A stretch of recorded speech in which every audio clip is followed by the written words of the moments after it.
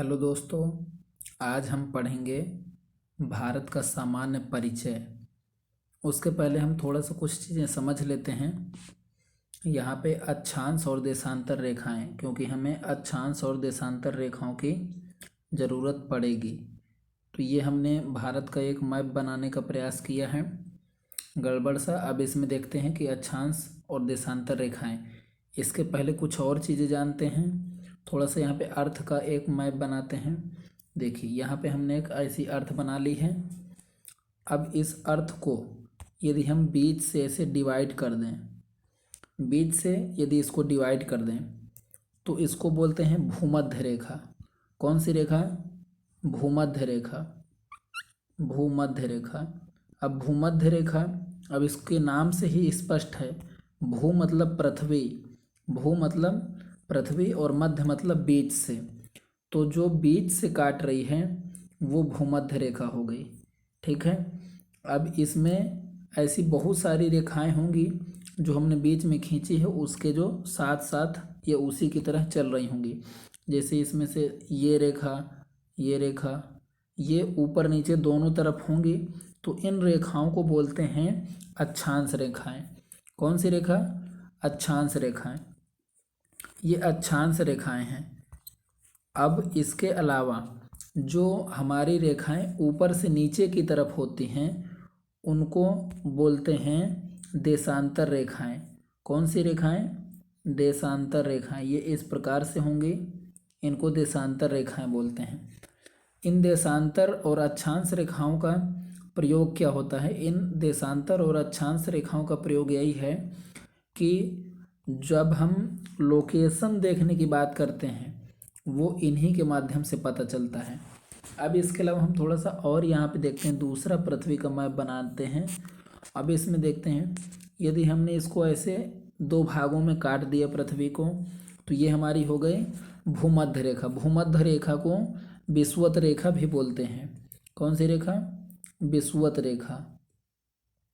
विषुवत रेखा। ठीक है। अब इसमें इसके पैरेलल मतलब समांतर बहुत सारी रेखाएं होंगी। अब इस तरफ ईस्ट होगा, इसके आगे की तरफ ईस्ट और पीछे की तरफ वेस्ट। जिधर पे ये विषुवत लिखा है इसकी तरफ वेस्ट मतलब पश्चिम की दिशा, इधर वेस्ट हो गया। और ऊपर की तरफ नॉर्थ हो जाएगा और नीचे की तरफ साउथ हो जाएगा, नीचे की तरफ दक्षिण की दिशा। अब यदि हम इसको एक बार बीच से और काटें, ऊपर नीचे की तरफ यदि लाइन खींचें उत्तर से दक्षिण की ओर, ऐसे लाइन खींच दें, उत्तर से दक्षिण की ओर लाइन खींचने पर यदि एक बार और इसको डिवाइड करें तो ये आगे की तरफ ईस्ट है, पीछे की तरफ वेस्ट है। यदि हम इसको इस तरीके से काटते हैं तो ऊपर की तरफ नॉर्थ यानी उत्तर है और नीचे की तरफ साउथ यानी दक्षिण है। अब भारत इसमें कहाँ पर स्थित है ये हमको जानने का प्रयास करना है। तो भारत हमारा इस जगह पर स्थित है, इस जगह पर स्थित है। अब इसको कैसे बताएंगे? ये चार गोलार्ध हो गए। पहले तो उत्तरी गोलार्ध और इधर दक्षिणी गोलार्ध, और फिर आगे की तरफ पूर्वी गोलार्ध और पश्चिम की तरफ पश्चिमी गोलार्ध। भारत इसमें कहाँ पर है? तो यहाँ पर देखते हैं, ये नॉर्थ दिख रहा है, नॉर्थ, और आगे की तरफ ईस्ट, और इन्हीं दोनों के बीच में भारत है। तो इसलिए हमारा भारत नॉर्थ ईस्ट में है।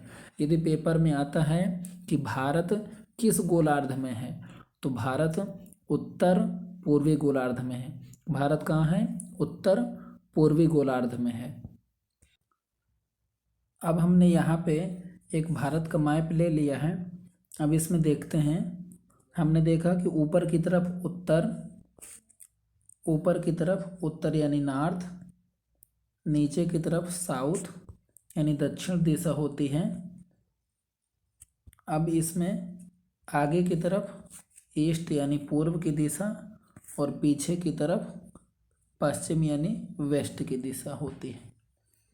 अब हम इसमें भारत का सामान्य परिचय पढ़ रहे हैं। इसमें हमें ये देखना है कि भारत का उत्तरी बिंदु क्या है, उत्तरी बिंदु किस अक्षांश पे है, और उसका फिर हमें लोकेशन देखना है कि किस जगह पे है। तो यहाँ पर एक देखेंगे कि आप एक डॉट डॉट लाइन दिखाई दे रही नीली सी, ये यहाँ पे 37 डिग्री 6 मिनट, 37 डिग्री 6 मिनट जो है ये हमारे भारत का उत्तरी बिंदु है, भारत का उत्तरी बिंदु है। अब इसका नाम क्या है? इसका नाम है इंद्राकोल। क्या नाम है? इंद्राकोल। ये अभी वर्तमान समय में किसके कब्जे में है? पाकिस्तान के कब्जे में है। इसका क्या नाम है? इंद्राकोल। इंद्राकोल ये वर्तमान में कहाँ है? पाकिस्तान के कब्जे में। अब इसके नीचे का जो बिंदु है उसे भी देखते हैं, जो भारत का दक्षिणतम बिंदु है। भारत के दक्षिणतम दो बिंदु हैं। देखिए ये मुख्य भूमि का है, ये मुख्य भूमि, तो मुख्य भूमि यहाँ पे कन्याकुमारी के पास छू रही है, ठीक है। और ये जो इसकी जो अक्षांश रेखा है वो किस जगह पे है? 8 डिग्री 4 मिनट पे, 8 डिग्री 4 मिनट पे, ये आपको दिख रहा होगा 8 डिग्री 4 मिनट पे, ठीक है। और इसका जो नाम है तो वो क्या है? कन्याकुमारी, ठीक है। क्या है? कन्याकुमारी। लेकिन इसके अलावा भी इसमें भारत में इधर अंडमान निकोबार, इस मैप पे देखने पे पता चलता है कि जो अंडमान निकोबार है वो मुख्य भूमि से नीचे की तरफ दिखाई दे रहा है। मतलब कि अभी भारत का अभी भारत का जो दक्षिणतम बिंदु है, सबसे जो दक्षिणतम बिंदु है वो और भी नीचे है। तो ये कौन सा है? यह है इंदिरा पॉइंट, और इसकी जो लोकेशन है वो 6 डिग्री 4 5 यानी 45 मिनट, ठीक है। 6 डिग्री 45 मिनट उत्तर में है, ठीक है, नॉर्थ में। अब इसमें पूर्व में यदि देखेंगे कि पूर्व में भारत की जो देशांतर है, क्योंकि ये ऊपर से नीचे वाली जो लाइन है तो इनको देशांतर बोलते हैं। तो ये देशांतर कौन सी रेखा है देशांतर की? तो इसकी जो वैल्यू है तो वो है 97 डिग्री 25 मिनट, 97 डिग्री 25 मिनट। और इसका नाम है किबुथु। क्या नाम है? किबुथु, ठीक है, किबुथु। ये भारत का पूर्वी बिंदु है जो अरुणाचल प्रदेश में इस जगह पर स्थित है, ठीक है। अब इसमें जो पश्चिम की जो सबसे पश्चिमी जो बिंदु है उसका क्या नाम है? उसका नाम है गोहर मोती। क्या नाम है? गोहर मोती, गोहर मोती। और इसकी जो वैल्यू है, इसका जो मान है वो है 68 degree 7 minute, 68 degree 7 minute, 68 degree 7 minute, ठीक है। तो सबसे पश्चिमी बिंदु का क्या नाम है? गोहर मोती। सबसे पूर्वी बिंदु का क्या नाम है? किबुथु। सबसे दक्षिणी बिंदु का क्या नाम है? एक पूछेगा तो इंदिरा पॉइंट, लेकिन यदि पूछेगा कि मुख्य भूमि का दक्षिणी बिंदु क्या है तो कन्याकुमारी। यदि पूछेगा कि उत्तरी बिंदु क्या है तो इंदिरा कोल। यदि पूछेगा उत्तरी बिंदु क्या है तो इंदिरा कोल।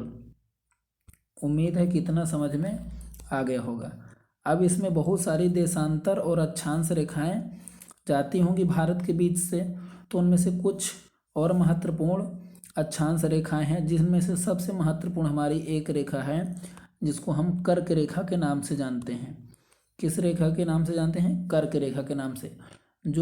ये जो हमें दिख रही है डॉट डॉट में, जिसमें मैं हरे रंग से चला रहा हूँ पेंसिल, उसके ऊपर जो दिख रही थोड़ा थोड़ा, ये भारत के 8 राज्यों से होकर के जाती है।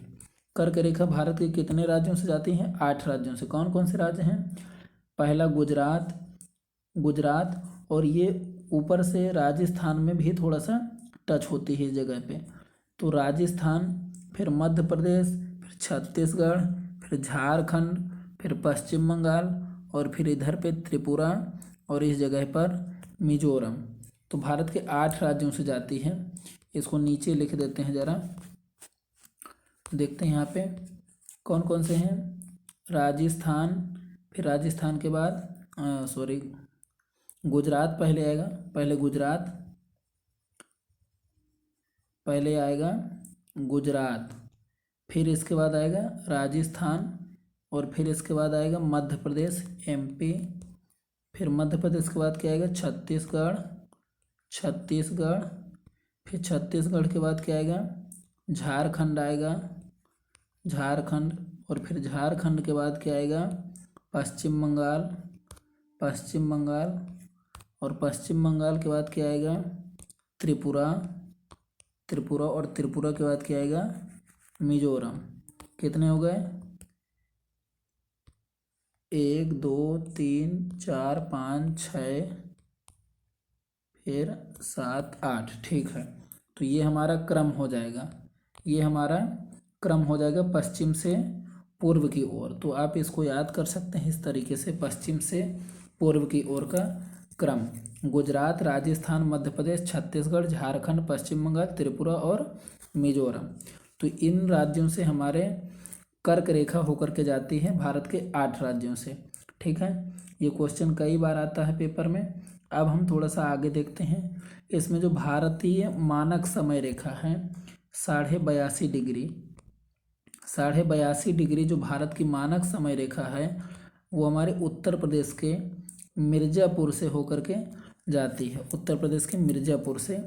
ये देशांतर रेखा है, ठीक है। और जो कर्क रेखा हमने पहले बात की तो वो अक्षांश रेखा है, और ये देशांतर रेखा है 82.5 डिग्री जो हमारे भारत की मानक समय रेखा है, ठीक है। अब ये भारत के 5 राज्यों से जाती है। भारत के कितने राज्यों से जाती है, 5 राज्यों से। मैं पहले मैप में दिखाता हूँ फिर लिखेंगे नाम। अब इसमें देखते हैं कितने राज्यों से, 5 राज्यों से। तो कौन कौन से हैं, उत्तर प्रदेश, ये उत्तर प्रदेश हो गया। फिर थोड़ा सा मध्य प्रदेश को टच करती है, फिर मध्य प्रदेश के बाद छत्तीसगढ़, फिर छत्तीसगढ़ के बाद यहाँ पे आ जाएगा, छत्तीसगढ़ के बाद यहाँ पे आएगा उड़ीसा, और उड़ीसा के बाद आएगा आंध्र प्रदेश। तो उत्तर प्रदेश, मध्य प्रदेश, छत्तीसगढ़, उड़ीसा और आंध्र प्रदेश। अब इसको हम सही से लिखते हैं यहाँ पे। पहले आएगा यूपी, फिर आएगा हमारा एमपी, फिर आएगा हमारा छत्तीसगढ़, और इसके बाद आएगा हमारा उड़ीसा, उड़ीसा आएगा, और इसके बाद हमारा आएगा आंध्र प्रदेश, ठीक है, आंध्र प्रदेश आएगा। तो ये हमारे 5 राज्य हो गए जहाँ से भारत की मानक समय रेखा 82.5 डिग्री होकर के जाती है। समझ में आया? तो उम्मीद है कि इतना आपको पता चल चुका होगा। यहाँ पे जो नीचे हमने कर्क रेखा की बात की थी तो उसका मानक जो क्या है, मतलब कितने अंक से जाती है, इसको क्या लिखेंगे, 23.5 डिग्री से। कितने डिग्री से, 23.5 डिग्री से, 23 डिग्री 30 मिनट, ठीक है, 23 डिग्री 30 मिनट। क्योंकि यहाँ पे हम थोड़ा सा इसको समझा देते हैं कि जो एक अंश होता है वो होता है 60 मिनट के बराबर, एक अंश 60 मिनट के बराबर होता है, ठीक है। अब यदि 23.5 डिग्री है मतलब कि 23 डिग्री 30 मिनट के बराबर, 23 डिग्री 30 मिनट के बराबर। तो ये हमारी कर्क रेखा की वैल्यू है जो हमारे भारत के 8 राज्यों से होकर के जाती है। तो अभी हमने थोड़ा सा मैप को फिर से साफ कर लिया है। अब इसमें हम फिर से कुछ नई चीज़ें जानेंगे। अब इसमें हमको देखना है कि भारत की पश्चिम से पूर्व की लंबाई क्या है। हम थोड़ा पहले यहाँ पे साइड में एक मैप बनाते हैं। जैसे ये हमने भारत का मैप बना दिया इस तरीके से। अब इधर पे वेस्ट है ये यानी पश्चिम, और इधर पे ईस्ट है यानी पूर्व, और इधर पे नॉर्थ, और नीचे की तरफ साउथ है, नीचे की तरफ साउथ है। तो भारत की पूर्व से पश्चिम की यानी इस तरफ से इसकी लंबाई कितनी है, ये है 2933 किलोमीटर। कितनी है, 2933 किलोमीटर, 2933 किलोमीटर, ठीक है। और भारत की जो उत्तर से दक्षिण की जो लंबाई है ये कितनी है, ये है 3214 किलोमीटर। कितनी है, 3214 किलोमीटर, ठीक है। तो ये आप याद रखेंगे, कई बार ये पेपर में आती है कि भारत के उत्तर से दक्षिण की लंबाई या पूर्व से पश्चिम की लंबाई, इसको पूछता है। उत्तर से दक्षिण का विस्तार, पूर्व से पश्चिम का विस्तार, तो इसको आप याद रखेंगे। अब इसमें हमें आगे देखना है कि भारत की जो सीमा है किन किन देशों से लग रही है, तो इसके लिए हम मैप का इस्तेमाल करेंगे। अब इसमें मैप में हम देखते हैं कि पश्चिम की तरफ हमें कौन कौन से देशों के साथ बाउंड्री शेयर करनी पड़ेगी इंडिया के साथ। अब इधर देखते हैं, इसमें ये जो दिख रही है, ये हरे हरे, ये यहाँ तक पूरा, ये हमारा पाकिस्तान के साथ बाउंड्री शेयर करती है, गुजरात से लेकर के और इधर जम्मू एंड कश्मीर तक। फिर यहाँ पर थोड़ा सा बाउंड्री शेयर करेगा इस जगह पे अफ़गानिस्तान के साथ। फिर इसके आगे हमारा आएगा यहाँ से लेकर के चीन के साथ, और इसके आगे भी यहाँ पर हमारा चीन के साथ होगा। ये यहाँ पे सिक्किम के पास चीन में, और इधर फिर अरुणाचल प्रदेश में यहाँ तक चीन के साथ। इसके बाद हमें बीच में कुछ और देश हैं, जैसे नेपाल के साथ, तो कहाँ पे शेयर करनी पड़ेगी, देखिए नेपाल के साथ ये है जो हमारा, जो ब्लैक ब्लैक मैं कर रहा हूँ, ये है नेपाल के साथ, ठीक है। और भूटान के साथ देखते हैं, ये हमारा जो रेड रेड है, और कि अभी ये सही से बना नहीं, इसको दोबारा बनाते हैं। तो थोड़ा सा मैप कट गया था, हमने मैप को पुनः हिला दिया है। अब यहाँ पे देखते, ये जो रेड रेड से है, तो ये क्या है, पाकिस्तान के साथ बाउंड्री शेयर करती है। इसके बाद ग्रीन कलर से हम करते हैं, यहाँ पे थोड़ी सी अफ़गानिस्तान के साथ, मात्र 106 किलोमीटर यहाँ पे अफ़गानिस्तान के साथ जो मैंने ग्रीन किया है। और इसके बाद मैं इस कलर से कर देता हूँ, ये चीन के साथ हमारी बाउंड्री शेयर करती है इतनी यहाँ पर, और फिर यहाँ पे सिक्किम के पास, और फिर इधर अरुणाचल प्रदेश के पास शेयर करती है हमारी बाउंड्री चीन के साथ। नेपाल के साथ कहाँ पर होती है, ये इस जगह पर उत्तराखंड से लेकर और इधर सिक्किम तक।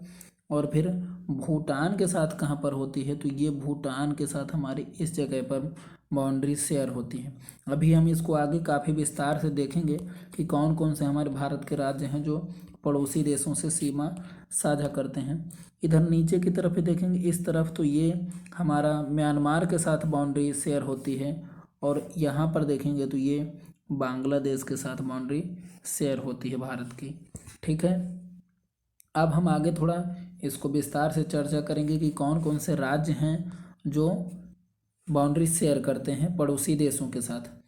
इसके पहले थोड़ा सा और देखते हैं, यहाँ पर नीचे नीचे इस जगह पर ये श्रीलंका के पास हमारी जलीय सीमा साझा होती है, और इस जगह ये मालदीव देश है, यहाँ पर भी जलीय सीमा साझा करते हैं भारत।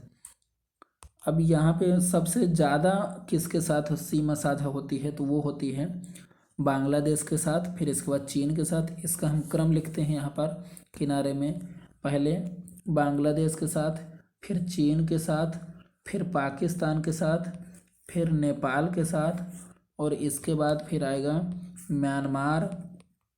म्यांमार के बाद आएगा हमारा भूटान। म्यांमार के बाद आएगा भूटान, और फिर भूटान के बाद आएगा अफ़गानिस्तान। तो यहाँ पर देखते हैं कितने कंट्री हो गए, एक एक एक दो तीन चार पाँच छः सात, ठीक है। तो ये 7 देश हैं जो हमारे साथ स्थलीय सीमा बनाते हैं। बांग्लादेश, चीन, पाकिस्तान, नेपाल, म्यांमार, भूटान और अफ़गानिस्तान। ये मैंने पूरा क्रम लिखा है कि किसके साथ कितनी ज़्यादा बाउंड्री शेयर होती है, तो ये पूरा क्रम सही है। सबसे ज़्यादा बांग्लादेश के साथ, फिर चीन के साथ, फिर पाकिस्तान के साथ, फिर नेपाल के साथ, और इसके बाद आएगा फिर म्यांमार के साथ, फिर भूटान के साथ, और लास्ट में अफ़गानिस्तान के साथ मात्र 106 किलोमीटर, ठीक है। और जो सबसे ज़्यादा बांग्लादेश के साथ है तो वो है 4097 किलोमीटर, 4097 किलोमीटर। और जो चीन है, चीन के साथ काफ़ी बड़ी सीमा साझा करती है, 3488 किलोमीटर। और पाकिस्तान के साथ भी लगभग इतनी ही सीमा 3323 किलोमीटर की बाउंड्री शेयर करती है। और फिर नेपाल के साथ हमारी 1751 किलोमीटर, और म्यांमार के साथ हमारी 1643 किलोमीटर। और इसके बाद भूटान के साथ हमारी जो सीमा साझा होती है वो लगभग 700 किलोमीटर 699 किलोमीटर की बाउंड्री शेयर होती है, और लास्ट में अफ़गानिस्तान के साथ 106 किलोमीटर की।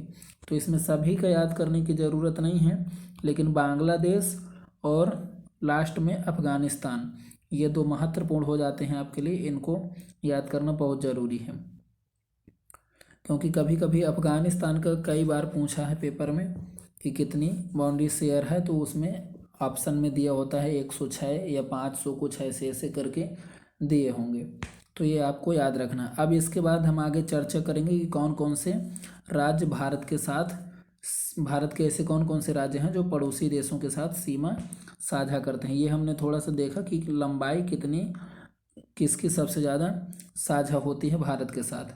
अब हम आगे इसको पहले इरेज करते हैं और इसके बाद फिर आपको राज्यों के नाम बताते हैं।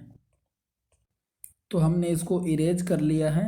अब हम देखेंगे कि कौन कौन से भारत के राज्य हैं जो पड़ोसी देशों से सीमा साझा करते हैं। तो हम सबसे पहले क्रम से ही स्टार्ट करेंगे कि कौन सी किसकी सीमा कितनी ज़्यादा थी, उसी हिसाब से हम देखते हैं। तो सबसे ज़्यादा सीमा बांग्लादेश के साथ साझा हो रही थी, तो हम सबसे पहले बांग्लादेश को ही देख लेते हैं। अब यहाँ पे हम देखेंगे बांग्लादेश के साथ, ये हमारा बांग्लादेश है और इसमें यहाँ तक ये बांग्लादेश है। अब इसमें हमको देखना है कि कौन कौन से राज्य, तो ये हमारा पश्चिम बंगाल है, पश्चिम बंगाल जो बांग्लादेश के साथ सीमा साझा करता है। फिर इसके बाद हमारा यहाँ पर ये असम है, ये असम, और यहाँ पर ये मेघालय, ये मेघालय राज्य है, और असम हमारा दो जगह से बाउंड्री शेयर करता है, एक इधर से और इधर से भी यहाँ पे ऐसे सीमा साझा करता है। फिर इस जगह पर हर ये त्रिपुरा, और इसके नीचे है मिजोरम। तो 5 राज्य हैं जो बांग्लादेश के साथ हम सीमा बनाते हैं। कौन कौन से हैं, इधर हम क्रम से लिखते हैं। पश्चिम बंगाल, पश्चिम बंगाल, ठीक है, इसको वेस्ट बंगाल लिख देते हैं, पश्चिम बंगाल को वेस्ट बंगाल लिख देते हैं, वेस्ट बंगाल। फिर इसके बाद क्या आएगा, असम। फिर असम के बाद क्या आएगा, मेघालय। फिर मेघालय के बाद क्या आएगा, मेघालय के बाद आएगा त्रिपुरा, और त्रिपुरा के बाद आएगा मिजोरम। तो 5 राज्य, 5 राज्य हैं जो बांग्लादेश के साथ सीमा बनाते हैं, पश्चिम बंगाल, असम, मेघालय, त्रिपुरा और मिजोरम। तो इनको आप याद रखेंगे ऐसे ही क्रम से, क्रम से याद करने से कभी भी डाउट नहीं होता है, ये सबसे बड़ा फ़ायदा है। अब हम बांग्लादेश के बाद जो सबसे बड़ी सीमा साझा हो रही थी, तो वो किसके साथ थी, चीन के साथ। तो चीन के साथ कौन कौन से राज्य हैं उनको भी याद कर लेते हैं, और इसमें ये भी याद रखना है कि कितने राज्य सीमा बनाते हैं। तो यहाँ पे 5 राज्य, ये भी कभी कभी क्वेश्चन में आता है। 5 राज्य चीन के साथ भी सीमा बनाएंगे। अब इनको देखते हैं कैसे। यहाँ पे थोड़ा सा पहले देखते हैं कि ये अभी जब 2 यूनियन टेरिटरी कर दी हैं, तो नीचे वाला ये जम्मू एंड कश्मीर है और ऊपर वाला लद्दाख है। तो चीन के साथ कौन कौन सी सीमा बनाते हैं, तो ये एक लद्दाख बनाता है, फिर लद्दाख के नीचे ये उत्तराखंड, लद्दाख के नीचे ये हिमाचल प्रदेश, और हिमाचल प्रदेश के नीचे उत्तराखंड, फिर उत्तराखंड के नीचे ये तो नेपाल ही आ गया, तो नेपाल की सीमा तो काउंट नहीं करेंगे हम। पहले लद्दाख, फिर हिमाचल प्रदेश, फिर उत्तराखंड, और यहाँ पे इस जगह पर सिक्किम बनाएगा, और सिक्किम के बाद फिर इस जगह पर अरुणाचल प्रदेश बनाएगा चीन के साथ सीमा। तो यहाँ पर भी 5 राज्य सीमा बना रहे हैं। 5 राज्यों में एक यूटी है यानी यूनियन टेरिटरी, केंद्र शासित प्रदेश, और 4 स्टेट हैं यानी राज्य हैं। तो अब यहाँ पे हम लिख देते हैं चाइना के साथ कौन कौन से राज्य बनाते हैं। सबसे ऊपर से आएगा लद्दाख, लद्दाख के बाद आएगा हिमाचल प्रदेश, हिमाचल प्रदेश, हिमाचल प्रदेश के बाद उत्तराखंड यूके, और उत्तराखंड के बाद फिर क्या आएगा सिक्किम, सिक्किम के बाद क्या आएगा अरुणाचल प्रदेश, ठीक है। तो ये भी 5 राज्य हैं, लेकिन इसमें याद रखना है कि एक यूटी है और 4 राज्य हैं। यहाँ पर भी 5 राज्य, एक यूटी और 4 राज्य चीन के साथ। अब चीन के बाद सबसे बड़ी जो सीमा थी किसके साथ साझा हो रही थी, वो हो रही थी पाकिस्तान के साथ। किसके साथ, पाकिस्तान के साथ। तो इसको भी हम देख लेते हैं। पाकिस्तान के साथ भी 5 राज्य ही बाउंड्री बनाएंगे, लेकिन उनमें से 2 यूटी निकलेंगे और 3 राज्य निकलेंगे। इसको भी हम ऊपर से देखना चालू करेंगे। देखते हैं इसमें ऊपर से, ये यहाँ से मैंने बताया कि ये नीचे वाला जम्मू एंड कश्मीर है, ऊपर वाला लद्दाख है। तो ऊपर देखें लद्दाख साझा कर रहा है बाउंड्री, और ये जम्मू एंड कश्मीर इतनी साझा कर रहा है। इसके नीचे फिर आएगा ये पंजाब, ये पंजाब साझा कर रहा है। पंजाब के नीचे राजस्थान, और राजस्थान के नीचे गुजरात साझा कर रहा है। इतनी बाउंड्री गुजरात साझा कर रहा है। तो इसमें भी 5 राज्य हो गए, इनके भी हम नाम लिखते हैं नीचे। तो सबसे ऊपर कौन सा हो गया? लद्दाख। फिर नीचे जम्मू एंड कश्मीर, जम्मू एंड कश्मीर। फिर इसके बाद पंजाब, पंजाब के बाद राजस्थान, और राजस्थान के बाद गुजरात। तो यहाँ पर भी ये 5 राज्य हैं, लेकिन 5 राज्यों में 2 यूटी और 3 स्टेट हैं, 2 यूटी और 3 स्टेट हैं। अब पाकिस्तान के बाद फिर हमारी जो सबसे बड़ी बाउंड्री थी वो किसके साथ लग रही थी? वो लग रही थी नेपाल के साथ। किसके साथ? नेपाल के साथ। तो नेपाल के साथ भी हमारे 5 राज्य ही सीमा बनाएंगे। हाँ, नेपाल के साथ भी 5 राज्य ही सीमा बनाएंगे, लेकिन इसमें अच्छी बात यह है कि इसमें पूरे राज्य हैं। जैसे बांग्लादेश में पूरे राज्य थे, एक भी यूटी नहीं थे, वैसे नेपाल के साथ भी हैं। तो ये देखिए, ये नेपाल का मैप है, और इस नेपाल के मैप में इस तरफ से हमारा उत्तराखंड, इस तरफ से हमारा उत्तर प्रदेश, और यहाँ से बिहार, और बिहार के यहाँ से मैं इसको थोड़ा ग्रीन कर देता हूँ, यहाँ पे ये पश्चिम बंगाल सीमा बनाता है, और ऊपर से ये सिक्किम सीमा बनाता है, ऊपर से सिक्किम सीमा बनाता है। तो इसमें भी 5 राज्य हो जाते हैं। अब इसमें से क्रम लिखते हैं। पहले क्रम से पहले आएगा यूके यानी उत्तराखंड, फिर आएगा यूपी यानी उत्तर प्रदेश, फिर आएगा बिहार, और फिर आएगा पश्चिम बंगाल यानी वेस्ट बंगाल, और वेस्ट बंगाल के बाद फिर आएगा सिक्किम। क्या आएगा? सिक्किम। तो इसमें भी 5 राज्य हैं, इसमें भी 5 राज्य हैं। अब इसके बाद हमारी नेपाल के बाद जो सबसे बड़ी बाउंड्री सीमा साझा हो रही थी वो किसके साथ थी? म्यांमार के साथ। किसके साथ? म्यांमार के साथ। तो म्यांमार के साथ हमारे 4 राज्य सीमा साझा करेंगे। इनको देखते हैं कौन कौन से राज्य हैं। तो यहाँ पर ये इस जगह पर अरुणाचल प्रदेश के साथ, और अरुणाचल प्रदेश, और इस यहाँ पर हो जाएगा ये मणिपुर। इसमें कलर बदल लेते हैं, यहाँ पे हो जाएगा मणिपुर, और इस जगह में हो जाएगा नागालैंड, और ये हो जाएगा मिजोरम, ये मिजोरम। अब इसमें क्रम से ऊपर से नीचे की तरफ लिखते हैं इन्हें, ऊपर से नीचे की तरफ लिखते हैं। तो सबसे ऊपर आएगा अरुणाचल प्रदेश, सबसे ऊपर अरुणाचल प्रदेश, फिर उसके नीचे मणिपुर, उसके नीचे मणिपुर, फिर उसके नीचे नागालैंड, उसके नीचे नागालैंड, और नागालैंड के नीचे मिजोरम। तो ये हमारे 4 राज्य हैं। अभी तक जितने भी ऊपर हमने देखे तो 5-5 राज्य बाउंड्री शेयर कर रहे थे। 4 देशों के साथ 5-5 बाउंड्री शेयर हुई थी। म्यांमार के साथ 4 राज्यों की सीमा साझा हुई है। अब म्यांमार के बाद जो हमारी बाउंड्री शेयर हो रही थी वो किसके साथ थी? म्यांमार के बाद हमारी है भूटान के साथ। भूटान में देखते हैं कितने राज्यों ने सीमा साझा की। तो भूटान में भी 4 राज्य सीमा साझा करेंगे। देखते हैं भूटान में, मैप थोड़ा और बड़ा करते हैं। भूटान, ये हमारा भूटान है, और भूटान में इधर से देखेंगे सिक्किम आ रहा है, सिक्किम अपनी बाउंड्री बना रहा है, और इस तरफ से देख रहे हैं ये पश्चिम बंगाल अपनी सीमा बना रहा है, और इस तरफ से देखेंगे तो ये असम बना रहा है, और इसके बाद फिर आगे तरफ से देखेंगे इधर से तो ये हमारा अरुणाचल प्रदेश सीमा बना रहा है। तो यहाँ पे 4 राज्यों के साथ सीमा बनाई जा रही है। तो देखते हैं, इसको नीचे पूरा क्रम से लिखते हैं। पहले हम सिक्किम को देखेंगे, सिक्किम के बाद फिर क्या आएगा? सिक्किम के बाद हमारा आ रहा है पश्चिम बंगाल यानी वेस्ट बंगाल, और फिर वेस्ट बंगाल के बाद हमारा आएगा असम, असम, फिर और असम के बाद फिर हमारा आएगा अरुणाचल प्रदेश। कौन सा? अरुणाचल प्रदेश। तो यहाँ पर भी हमारे 4 राज्यों के साथ सीमा साझा हो रही है। अब भूटान के बाद फिर हमारा किसके साथ सीमा साझा हो रही थी? लास्ट में अफ़गानिस्तान बचता है।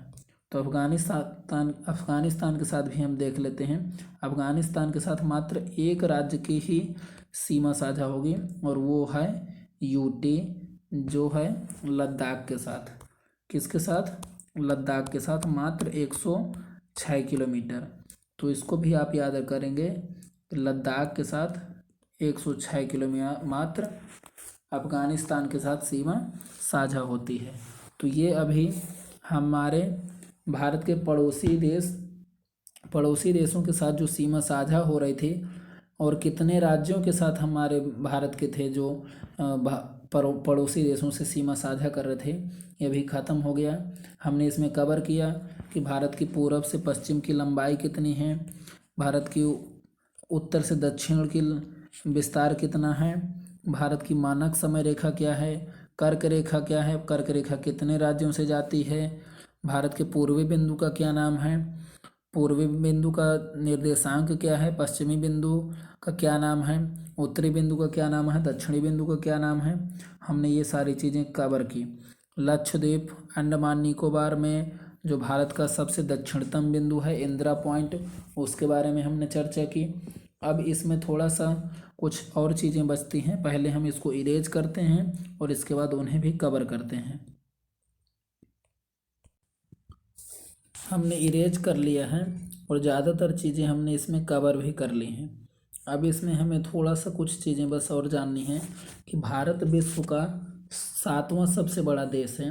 तो भारत के पहले कौन कौन से देश आते हैं? तो उनमें से सबसे पहला है रसिया, फिर इसके बाद है कनाडा, और फिर इसके बाद है चीन, इसके बाद क्या है चाइना, और इसके बाद फिर आएगा अमेरिका, इसके बाद अमेरिका, और अमेरिका के बाद आएगा ब्राज़ील, और ब्राज़ील के बाद आएगा ऑस्ट्रेलिया, और ऑस्ट्रेलिया के बाद आता है हमारा इंडिया यानी भारत।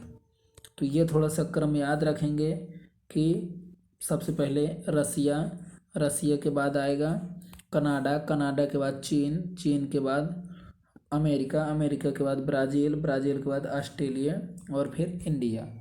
अब जो भारत का जो क्षेत्रफल है वो विश्व का 2.4% है। विश्व का कितना है?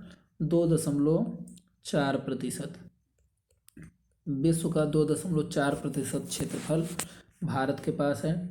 जबकि आबादी देखें तो वो 2011 की जनगणना के अनुसार विश्व की कुल आबादी का 17.5% केवल भारत में लोग रहते हैं, और इसमें 17.5% लोग भारत में रहते हैं, और इसमें जो क्षेत्रफल है मात्र 2.4% है।